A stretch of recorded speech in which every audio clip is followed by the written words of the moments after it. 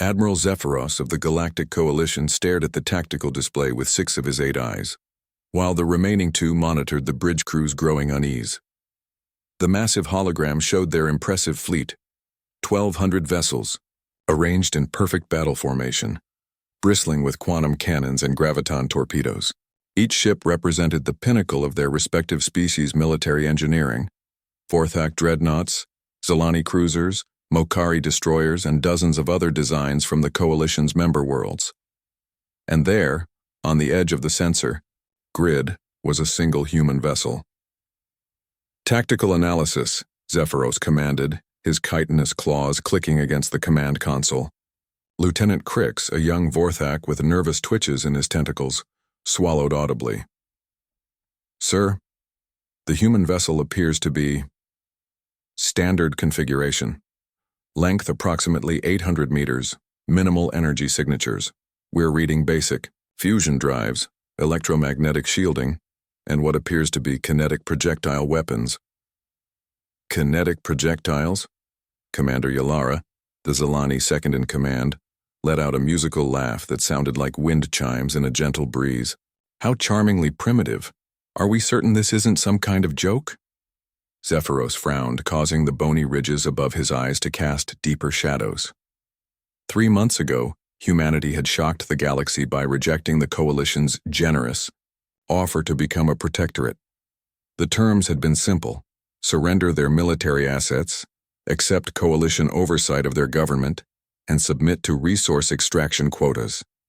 It was the same deal every species eventually accepted when, faced with the Coalition's overwhelming military superiority. Humanity had responded with 2 words: hell no.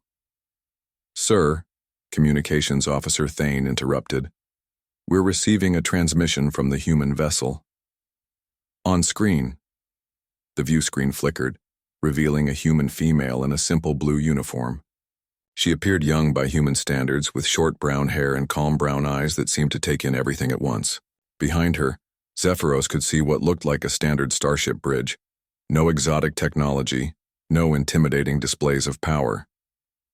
"I'm Captain Sarah Chen of the UES Defiance," she said, her voice steady and professional. "I'm authorized to negotiate on behalf of the United Earth Government." Zephyros leaned forward. "Captain Chen, I am Admiral Zephyros of the Coalition 5th Fleet. You face 1,200 of our finest warships, yet you come with just 1 vessel." He paused, genuinely curious. "Why?" Captain Chen's expression didn't change. "Because 1 is all we need." A ripple of what could only be described as amused disbelief swept through the bridge. Commander Yalara's crystalline features actually sparkled with mirth. "Captain, with respect, your vessel registers as barely more than a cargo hauler. My personal shuttle has more firepower." "I'm sure it does," Chen replied calmly. "But you're thinking conventionally. You see, we humans have a different approach to warfare." "And what approach is that?" Zephyros asked, though his tone suggested he was merely humoring her. "Efficiency." The bridge fell silent except for the ambient hum of ship systems. Zephyros studied the human captain's face, searching for signs of deception, madness, or desperation. He found none. "Captain Chen," he said finally, "you have 1 minute to explain yourself before we demonstrate the futility of your position." Chen nodded. "Computer, execute revelation protocol." On every Coalition ship simultaneously, bridge officers began reporting impossible readings. The single human vessel wasn't just 1 ship, it was carrying something that defied their sensors: ability to comprehend. "Sir," Lieutenant Crix's voice cracked with panic, "the human vessel, it's bigger on the inside." The tactical display updated in real time, showing the impossible. The 800-meter ship was somehow launching vessels from within itself. Hundreds of them, then thousands. Each new ship that emerged was larger than the last, until massive dreadnoughts the size of small moons were deploying in perfect formation. But that wasn't the worst part. "Energy readings are off the charts," Tactical reported. "These aren't conventional weapons. I'm detecting controlled quantum singularities, matter converters, and, Admiral, some of these readings don't correspond to any known physics." Admiral Zephyros watched in growing horror as humanity's true fleet revealed itself. Ships that bent space around them, weapons that seemed to rewrite the laws of reality, and energy signatures that made the Coalition's most advanced technology look like stone knives and bearskins. "Impossible," Commander Yalara whispered, her musical voice now discordant with fear. "The surveys, the intelligence reports, humans are barely spacefaring." Captain Chen's image smiled sadly. "We've been spacefaring for exactly 73 years, Commander, but we've been preparing for this moment for much longer." Her expression hardened. "You made one critical error in your assessment of humanity." "Which was?"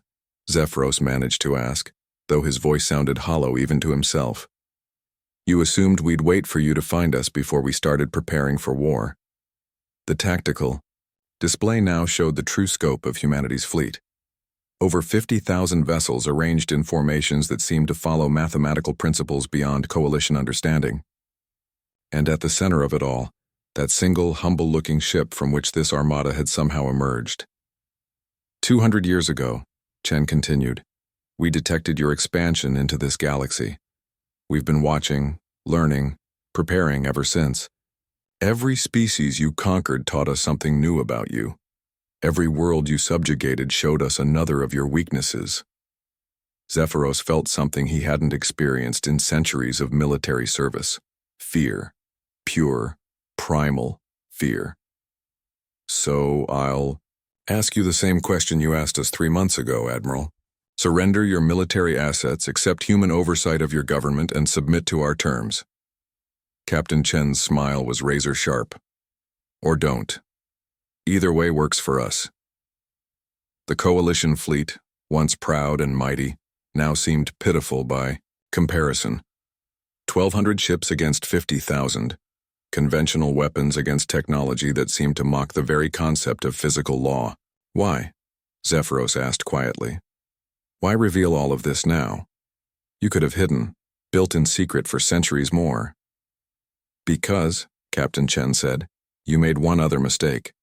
You assumed we were like you, that we conquer because we can, that we dominate because it's easier than coexisting." Her voice carried the weight of absolute conviction. "But humans don't fight because we want to rule the galaxy, Admiral.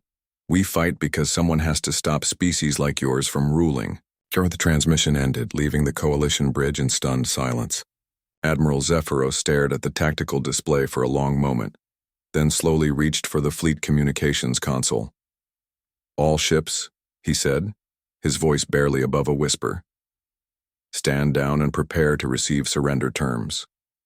Just one vessel. They should have asked themselves not why humans sent just one ship, but why they thought they needed more than one.